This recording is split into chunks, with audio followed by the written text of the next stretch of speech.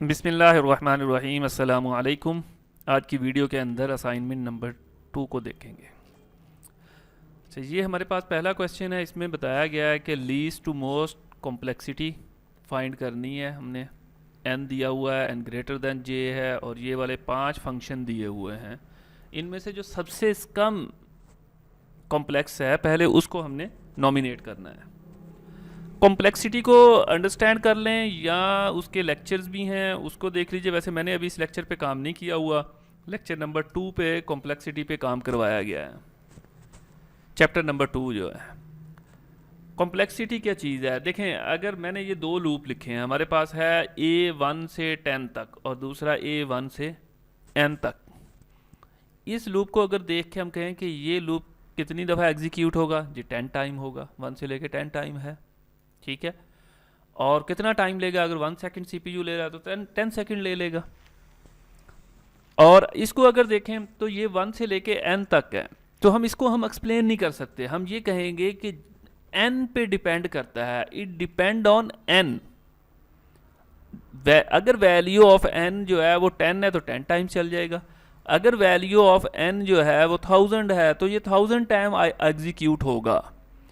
इसकी एग्जीक्यूशंस किस पे डिपेंड कर रही है, ओनली n के ऊपर। लिहाजा ये ज़्यादा कॉम्प्लेक्स है, ठीक है। कितना कॉम्प्लेक्सिटी है इसकी, इसकी कॉम्प्लेक्सिटी जितना n है उतनी कॉम्प्लेक्सिटी है। इसकी कॉम्प्लेक्सिटी कितनी है, नथिंग। इसकी कॉम्प्लेक्सिटी वाज़े नज़र आ रही है कि ये कांस्टेंट नंबर जो है वो हमें एग्जैक्टली नज़र आ रहा है कि ये 10 टाइम्स चलेगा, ठीक है। तो यहाँ कॉम्प्लिकेशन सबसे कम कॉम्प्लेक्स जो है वो कांस्टेंट होगा, वो 1 हो या 50 लाख हो, 50,000 हो, जितना भी होगा। क्लैरिटी है, कॉम्प्लेक्स नहीं है ये, ठीक है। देखें इस सूरत में अगर यहाँ पे हमारे पास n हो 10 तो हम कहेंगे कि वो ज़्यादा टाइम ले रहा है, ये कम ले रहा है, ठीक है। लेकिन ये भी तो हो सकता है कि n की वैल्यू बहुत ज़्यादा हो। तो सबसे कम जो है ना, अगर हम इसको हैंडआउट्स के हवाले से देखें तो वहाँ पे भी हमें यही चीज़ मिलेगी कि चैप्टर नंबर 2 में ना यहाँ पे इन्होंने दिया हुआ होगा, हाँ इसके एंड के ऊपर ये वाला चार्ट दिया हुआ है। जो लीस्ट कॉम्प्लेक्स है वो कांस्टेंट टाइम n1 हो या 1000 हो। इसलिए जब भी एल्गोरिदम में आप देखेंगे कि जब भी हमारे पास कोई कांस्टेंट आएगा तो उसको बाहर निकाल के एलिमिनेट कर देते हैं कि कांस्टेंट मैटर नहीं कर रहा। हमने एक दो एल्गोरिदम यहाँ पे मेंशन हुए होंगे, यहाँ पे ये देखें, ये सारे कांस्टेंट थे और इनमें सिर्फ n की पावर 3 लिया हुआ है कि यही इस पे ज़्यादा ये पूरा एल्गोरिदम कैलकुलेशंस डिपेंड कर रही है। जब स्केयर से भी ज़्यादा क्यूब आ जाए तो वो ज़्यादा कॉम्प्लिकेटेड है, ठीक है। तो मेरे ख्याल से तो ये वाला सबसे पहले हम लाएंगे इस वाली वैल्यू को कि ये वाला फंक्शन सबसे कम लीस्ट कॉम्प्लिकेटेड है, 5 की जो भी वैल्यू है, लेकिन कांस्टेंट है। रीज़न ये है।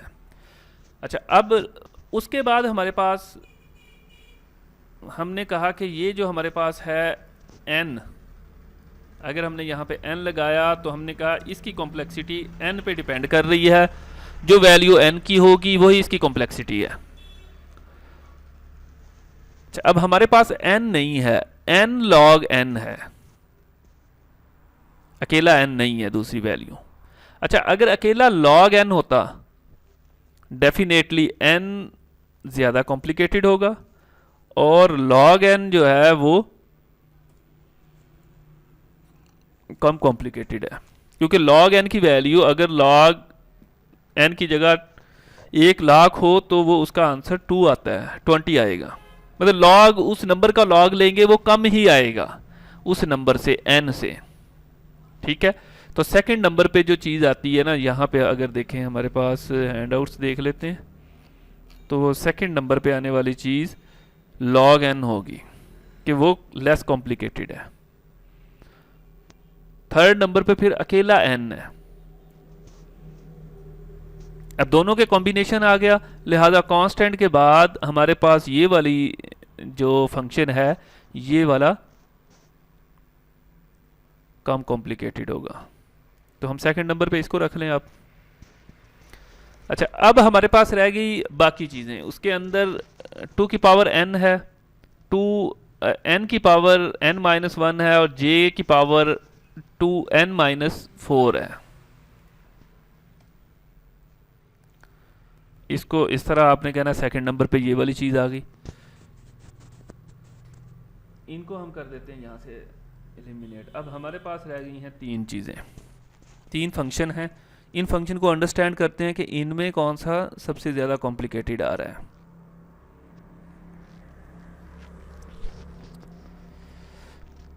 टू की पावर n की पावर n-1 और j की पावर n-4। अच्छा, यहाँ पे देखें एक बात बताई गई है कि n की वैल्यू ग्रेटर देन j है। ये हमें स्टेटमेंट के अंदर बता दी गई है कि n की पावर n जो है वो बड़ा नंबर होगा j से। लिहाजा अगर आप n को सपोज कर लें, हम यहाँ हम n को सपोज करते हैं 6, आप कुछ भी कर सकते हैं। तो हम ये चेक करें इनमें से ज़्यादा कॉम्प्लिकेटेड कौन सा बन रहा है। इसमें यहाँ पावर आ जाएगी 2 की पावर 6, यहाँ n क्या है 6, 6 की पावर 5 क्योंकि n-1 है। अच्छा, अब j क्या होगा, j लेस देन n होगा। लेट से 6 है तो 5 कर लें, 5 की पावर 6-4 2। तो इसको अभी छोड़ देते हैं, ये वाले को, इस पे अभी बात नहीं करते। इन दोनों में देखें कौन सा ज़्यादा कॉम्प्लिकेटेड होगा। अगर j जो है लेस देन है n से, तो डेफिनेटली अगर हम इन दोनों को सेम कंसीडर कर लें ऊपर वालों को, फिर भी j लेस देन कॉम्प्लिकेटेड है या कम टाइम लेगा एज कंपेयर टू n की पावर -1। पावर इतना इंपॉर्टेंट नहीं उस पर रोल कर रही, n की इंपॉर्टेंस गो के ये भी है, n-1 है, वो n-4 है, ठीक है। लिहाजा इसके अंदर ज़्यादा जो चीज़ है वो यही है कि n चूँकि ग्रेटर देन j है, लिहाजा j ऊपर वाली पावर सेम है, नियर टू सेम है, यानी कि तो ये पावर भी इसकी कम है, ये नंबर बजाते खुद भी कम है। लिहाजा इन दोनों में अगर हमने टाई करना हो तो ये वाला लेस कॉम्प्लिकेटेड है। तो ये वाला नंबर इससे पहले आना चाहिए, उसके बाद ये वाला आना चाहिए। अब रहेगी सारी की सारी स्टोरी 2 की पावर n की, ठीक है, कि 2 की पावर n पहले आए या ये वाली चीज़ें आए। अब यहाँ पे क्लैरिटी नहीं दी गई कि n की पावर ये n जो है वो कौन सा नंबर है। अगर n 1 है या n भी 2 ही है तो फिर क्या होगा, फिर n की पावर ज़्यादा हो जाएगी, क्योंकि अगर n 2 है तो 2 की पावर 2 है यहाँ पे, यहाँ 2 की पावर 1 है, यहाँ 1 की पावर माइनस में कुछ आ रही है, लिहाजा इसकी वेटेज ज़्यादा है, ये ज़्यादा कॉम्प्लिकेटेड हो जाएगा। लेकिन अगर आप ये देखें कि हमारे पास n 3 हो जाए तो 2 की पावर यहाँ पे 3 है, यहाँ 3 की पावर 2 है और यहाँ पे तो उससे कम ही होगा। इसको तो हम एलिमिनेट कर दो, इन दोनों में अब टाई करना है हम लोगों ने। अच्छा, अगर 2 की पावर हमारे पास 4 आ गई तो 2 की पावर 4, यहाँ 4 की पावर 3, तो 2 की पावर 4 लेस कॉम्प्लिकेटेड है एज कंपेयर टू। लेकिन उसी सूरत के अंदर जब n ग्रेटर देन 2 हो तो फिर ये कॉम्प्लिकेटेड है, ये अनकॉम्प्लिकेटेड है। अगर हम हैंडआउट्स में भी देखें तो हमारे पास यहाँ पे भी देखें, ये दिया हुआ 2 की पावर n या 3 की पावर n के कुछ भी हो, ठीक है, ये ज़्यादा कॉम्प्लिकेटेड बनता जाएगा एज कंपेयर टू n की पावर फिक्स आ रही है। ये नहीं आ रहा कि n की पावर n आ रही है, वो n की पावर n यहाँ पे आ रही है। मतलब अगर ऊपर वाला कांस्टेंट हो, नीचे नंबर हो, फिर नीचे वाला कांस्टेंट हो, पावर जो है वो वेरिएबल में हो, तो वो लेस कॉम्प्लिकेटेड है, ये हाई कॉम्प्लिकेटेड है, ठीक है। आगे ये भी कंडीशन लग रही हैं। लेकिन अगर ये वाली सिचुएशन हो कि उसी नंबर की पावर वही कह लें कि ये भी वेरिएबल ये भी वेरिएबल, तो हमारे पास आगे वाले दोनों वेरिएबल्स हैं। देखें ये वाले दोनों वेरिएबल हैं, ये इसमें से एक है, तो मेरे ख्याल से थर्ड नंबर पे ये वाला आना चाहिए। इसको हम रखते हैं यहाँ थर्ड नंबर पे, और उन दोनों का हमने टाई कर लिया था कि पहले ये वाली वैल्यू आ जाएगी, ये लेस होगा उससे कॉम्प्लिकेटेड, और फिर हम रखेंगे वो लास्ट वन को। तो भाईजान इस तरह से मेरी नाकस अकल के मुताबिक ये होना चाहिए। आप लोग इसको अपने हिसाब से मैनेज कर लीजिएगा। चलें जी, ये क्वेश्चन नंबर 1, 5 मार्क्स का ये वाला क्वेश्चन है। अच्छा, उसके बाद हमारे पास क्वेश्चन नंबर 2 है। उसके अंदर ये कहा गया है कि हीप को बिल्ड करें। हीप बिल्ड कैसे होती है? पहली बात, हीप के लिए हम एक एरे बनाएं। इंसर्ट हीप वाला लेक्चर आप उसको देख लीजिएगा, उसमें बड़ी डिटेल में डिस्कस हुआ है कि हीप क्या होगी, कैसे। अच्छा, पहले वाला छोड़ देना है, 0 इंडेक्स छोड़ देना है, इंडेक्स 1 से शुरू होना है। यहाँ पे आएगा 2, ठीक है। अब यहाँ पे आएगा 4। अब ये कैसे आएगा? तो इसके लिए वो खाने वाने बनाने के लिए ना की ज़रूरत नहीं, मैं आपको यहाँ से समझा देता हूँ। ये एक छोटी सी साइट भी होती है यहाँ पे, ये देखें। हीप को क्लियर कर लिया हमने, यहाँ पे हमने लिखा 2। अब इसको हमने क्या किया, इंसर्ट कर दिया। तो ये देखें एरे के अंदर यहाँ पे भी 0 इंडेक्स इन्होंने INF दे दिया है कि यहाँ पे नहीं आएगा, 1 पे आ जाएगा। जो इम्पोर्टेंट बात है हीप के अंदर कि 1 इंडेक्स से शुरू होगा। और ये ऊपर आ गया 0 0, साथ में इसने 4 डिजिट लिए हुए हैं, इंटीजर पीछे जो लॉग यूज़ हुआ है वो वाला, उसके हवाले से। फिर नेक्स्ट हमारे पास है 4। तो यहाँ हमने 4 किया, 4 इंसर्ट हुआ। तो आप देखें इस तरह ये ही बनी, और फिर 4 यहाँ पे आ गया। अच्छा, अब इसमें थोड़ा सा आगे जाके आपको अंडरस्टैंड होगा हीप क्या करती है, या मिन हीप कैसे काम करेगी। ये मिन हीप का एल्गोरिदम यूज़ हो रहा है। मिन हीप में क्या होता है, जो मिनिमम वैल्यू होगी, या पेरेंट्स मिनिमम वैल्यू रखेगा, चाइल्ड उससे बड़ी वैल्यू के होंगे, कि इसके लेफ्ट और राइट के दोनों चाइल्ड वो ग्रेटर देन पेरेंट्स होंगे, ठीक है। या मिनिमम वैल्यू सबसे ऊपर होगी, क्योंकि उनके चाइल्ड उनसे बड़े होंगे, उनके चाइल्ड उनसे बड़ी वैल्यू रख रहे होंगे। तो ये देखेंगे पूरी हीप के अंदर ये वाली जो वैल्यू होगी वो सबसे लेस देन होगी। बाकियों की तरतीब ज़रूरी नहीं है कि लेफ्ट साइड पे लेस आएगी या राइट साइड पे, ये इंपॉर्टेंट नहीं है कि इस साइड पे लेस है या इस साइड पे राइट है, वो कोई नहीं। अगर आप देखें हम 3 ऐड करें ना, तो वो इस साइड पे चला जाएगा, कोई इशू नहीं है, ठीक है। और इसके बाद हमने इसको रिमूव किया, इसको रिमूव कर दिया, फिर रिमूव किया, दोबारा इंटर करते हैं कि अगर हम पहले 2 इंसर्ट कर दिया, फिर हमने 3 कर दिया इधर, और उधर 4 किया, तो भी कोई इशू नहीं है। ये 4 कर दिया। अच्छा, वैल्यू इंसर्ट होती रहेंगी, फिर उसके ऊपर अप्लाई होगा हीपीफाई प्रोसीजर्स। हीपीफाई या हीप बनाने के लिए जो वैल्यू इंसर्ट होती हैं लेवल आर्डर के अंदर। लेवल आर्डर में क्या होगा, पहले वैल्यू आ गई पेरेंट्स के अंदर, फिर लेफ्ट साइड पे, फिर राइट साइड पे। अब अगली वैल्यू लेफ्ट के लेफ्ट में आएगी, उससे अगली इसके राइट पे आएगी, थर्ड यानी कि आ जाएगी। उससे अगली वैल्यू इसके लेफ्ट पे, फिर अगली वैल्यू इसके राइट पे।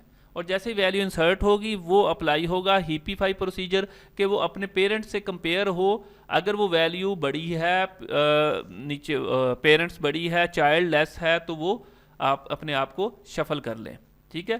फिर इसी तरह उसके साथ अपने पेरेंट्स के साथ होगा जी। अभी हम बिल्डअप करते जाएंगे ना, तो इसकी क्लैरिटी होती जाएगी। तो इसके मुताबिक हम वैल्यूज़ रखते हैं। ये देखें 2 4, और फिर इसके बाद 7 यहाँ पे आएगा। अच्छा, ये तरतीब ऐसे ही आ जाएगी। 6 वैल्यू जो है वो अपने पेरेंट्स से बड़ी है। देखें यहाँ पे कैसे पता चलेगा, ये 0 सॉरी, यहाँ ये 1 है, ये 2 इंडेक्स है, ये 3rd इंडेक्स है। अच्छा, 4th इंडेक्स क्या है, हमने 6 रखा, तो 6 कंपेयर होगा अपने पेरेंट्स से। 4 डिवाइडेड बाई 2 तो 2, 1 और 2 ये भी लेस देन है, तो डेफिनेटली कह लें कि ना वो इससे बड़ी वैल्यू पड़ी हुई है, ये भी कोई इशू नहीं आएगा, ठीक है। फिर नेक्स्ट आ जाएगा हमारे पास 9, ठीक है। तो 9 किस इंडेक्स के ऊपर है, इसको एक दफ़ा इंडेक्सिंग भी नीचे दे लें, हम इसी से दे लेते हैं इंडेक्सिंग। ये इंडेक्स 1 है, ये 2, इसी तरह 3, इसी तरह 4, 5 6 7 8 9, जिस तरह एरे के अंदर होगा। ये इंडेक्सिंग है, ये वैल्यूज़ आ रही हैं। अब 9 आई, 9 वैल्यू का इंडेक्स कौन सा है? 5। 5 डिवाइडेड बाई 2 इसका पेरेंट आ जाएगा। 5 डिवाइडेड बाई 2 2.2 आता है। आप 2 पे ही चले जाएं। इस 9 का पेरेंट्स भी 4 है, जो लेस देन है 9 से, बिल्कुल तरतीब में पड़ा हुआ डाटा। उसके बाद हमारे पास वैल्यू आ गई 12। ये देखें 12 आ गई। 12 का इंडेक्स क्या होगा? 6 डिवाइडेड बाई 2 3 पे पहुंचा। 3 पे क्या है? 7 है और तरतीब में है। 7 के नीचे ही 12 है, बिल्कुल ठीक है। यहाँ पे वैल्यू आई 8। 7 डिवाइडेड बाय 3, तो 7 को डिवाइड करें 2 पे 3.5, ये भी बिल्कुल ही बिल्डअप हो रही है। अब इसमें कोई चेंजिंग नहीं आएगी। अगर डाटा यहाँ पे होता लेस देन 7, लेट से यहाँ 5 होता, यहाँ होता 5 हमारे पास, तो फिर ये पेरेंट से चेंज हो जाना था कि ये यहाँ पे जाना था और इसने यहाँ पे आ जाना था। अदरवाइज चूंकि ये तरतीब में डाटा पड़ा हुआ है, 8 आ गया, उसके बाद 14 आ गया, बिल्कुल ठीक है। 14 भी यहीं पे आएगा और 30 भी यहीं पे आ जाएगा। यही चीज़ आप इसके अंदर रख के देख लें, आपकी बिल्डिंग हो जाएगी। कि हम इनको रिमूव कर लेते हैं।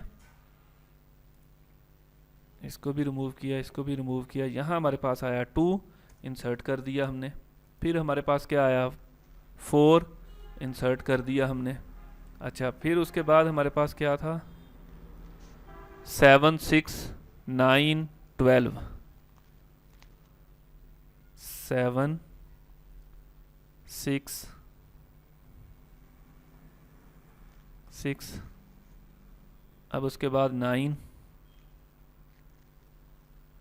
देखें नेक्स्ट वैल्यू इसके अंदर आ जाएगी 12, और वो अपने पेरेंट्स से कंपेयर होती है और बिल्कुल तरतीब में पड़ी हुई है। ये जो रेड कलर होता है ना, ये हिप्पीफाई एल्गोरिदम अप्लाई हो रहा होता है। अच्छा जी, उसके बाद हमारे पास 12 के बाद 8 और फिर 14। ये देखें 8 इंसर्ट किया, तरतीब में आ गया। अब 14 किया, बिल्कुल तरतीब में आ जाएगा यहाँ पे, ठीक है। अब हमने 30 इंसर्ट कर दिया। यहाँ तक क्वेश्चन है और यहाँ पे ये चीज़ आपकी इसी तरह आपने ये एरे बना के इंडेक्सिंग दे के उसको डिस्प्ले कर देना है। अच्छा, अंडरस्टैंडिंग पॉइंट ऑफ व्यू से अब एक और वैल्यू इंसर्ट करते हैं हम। 9 से बड़ी होगी तो उसमें चेंजिंग नहीं आएगी।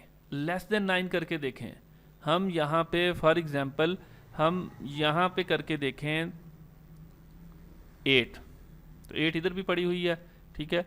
हम 5 नहीं है इसमें, चलें 5 इंसर्ट करके देख लेते हैं। वैसे वो डुप्लीकेट से भी कोई इशू नहीं है। 5 हमने इंसर्ट किया। अब ज़रा गौर कीजिएगा इसको, ये देखें 5 इंसर्ट हुआ। अब ये देखें 5 इससे लेस देन था, लिहाजा क्या हुआ कि इसके पेरेंट्स की जगह पे ये आ गया। अब इसको इसके कैसे पता चला इसका पेरेंट्स कहाँ पे है? 9 कहाँ पे था, ठीक है। ये दोबारा वापस करते हैं। ये देखें यहाँ पे इसको हमने क्या किया, अब फॉर एग्जांपल हम इसके अंदर 5 ऐड किया, हमने इंसर्ट किया। अब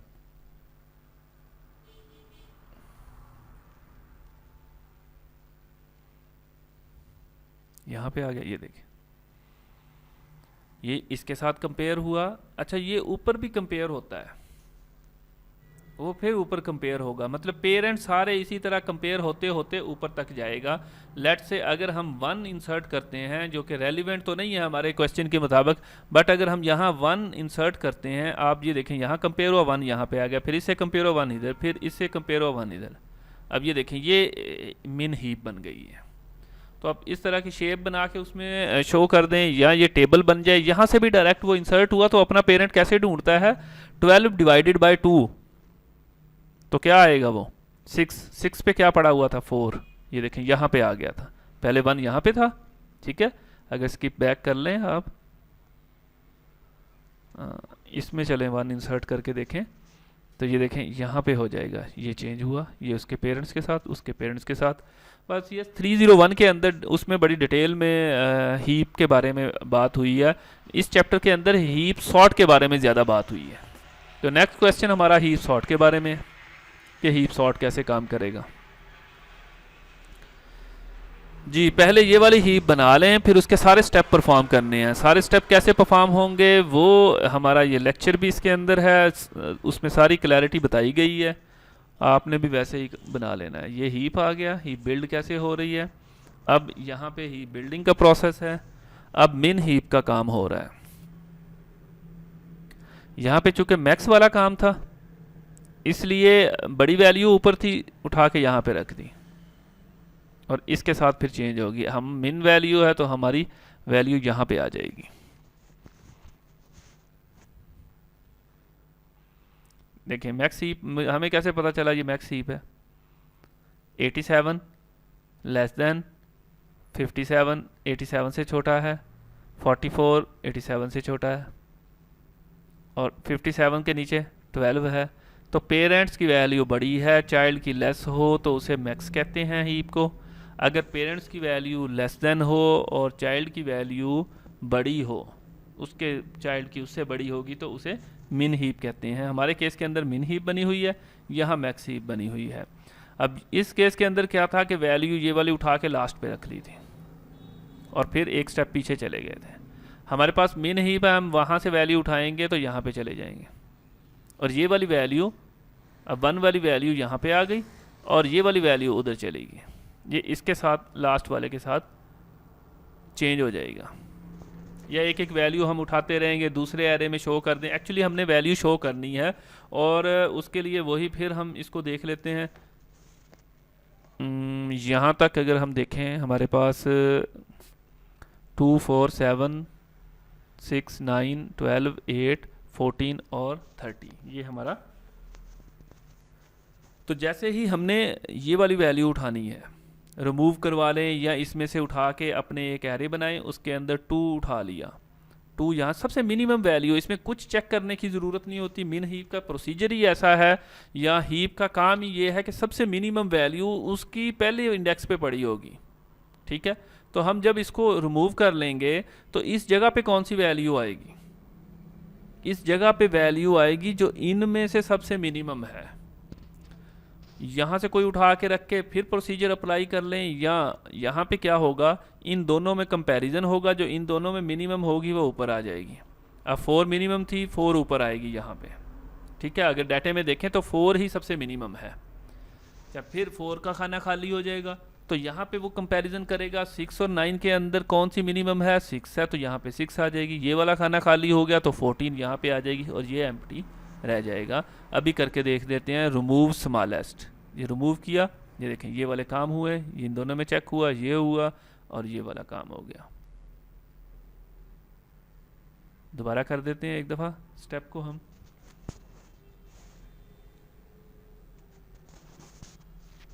कि हम एक दफ़ा इसको क्या करते हैं, रिमूव स्मॉलर, तो ये वैल्यू उठाई, ये देखें इन दोनों का कंपैरिजन, इन दोनों का कंपैरिजन और उसी के मुताबिक 4 यहाँ पे, 6 यहाँ पे और ये वाली चीज़ें। अब जब हम इसको 4 को निकालेंगे तो 6 आ जाएगा इसकी जगह के ऊपर। और ये हालांकि ये लाइन बड़ी है, यहाँ से उठा ले, नहीं, वो इस वैल्यू को लेगा क्योंकि इन दोनों में ये लेस है। पेरेंट्स ने हमेशा लेस ऊपर आना है। ठीक है, तो पहले हम 2 लिख लेंगे, यहाँ पे आप एक एरे बनाएं, 2 लिख लें उसके अंदर, और फिर क्या रिमूव किया हमने, स्मॉलर वैल्यू 4 उठाई, ये देखो ये काम हो रहा है। ठीक है, कि वो ये वाली वैल्यू यहाँ पे गई। प्रोसीजर ऐसा लिखा हुआ कि ये लास्ट वाली वैल्यू इधर से उठा के जो बड़ी वैल्यू वो है वो रखी, उसके बाद क्या हुआ, फिर हिपिफाई प्रोसीजर हो गया। ये देखें, क्योंकि पहले इस वाली लास्ट वाला एलिमेंट उठाया, ये इस तरह काम कर रहा है कि पहले वाला एलिमेंट यहाँ से जो आएगा ये वाला उठा लेगा, कि इसको उठाया और वहाँ रख दिया। लेकिन ये तो 30 है, 30 का 30 वहाँ नहीं पड़ा रहेगा, फिर कंपेयर होगा, 30 को अपनी जगह पे लाया जाएगा और 30 से छोटी वैल्यू कौन सी थी, 6 ऊपर आ जाएगा, 30 यहाँ पे। ठीक है, और इन दोनों में लेस देन कौन सी, 9 यहाँ पे और 30 देखना यहाँ पे आ जाएगा। देखिए हम रिमूव करते हैं, ये हो गया, इन दोनों में कंपेयर हुआ, 30 इधर, इन दोनों में कंपेयर हुआ, 30 यहाँ पे, 9 यहाँ पे। अब अगर देखा जाए तो 6 सबसे लेस देन है। तो ये काम आप लोगों ने करने हैं, एक एक इस तरह डायग्राम बना के उसको कह लें कि ना, फिर अब स्टेप ये हो गया, अब स्टेप अगला हो गया, इस तरह एक एक स्टेप परफॉर्म होता जाएगा। ये वैल्यू निकल आई, ठीक है, उसके बाद ही प्रोसीजर अप्लाई हुआ, फिर ये वाली डायग्राम बन जाएगी। तो उम्मीद है कि कुछ ना कुछ समझ आ गया होगा।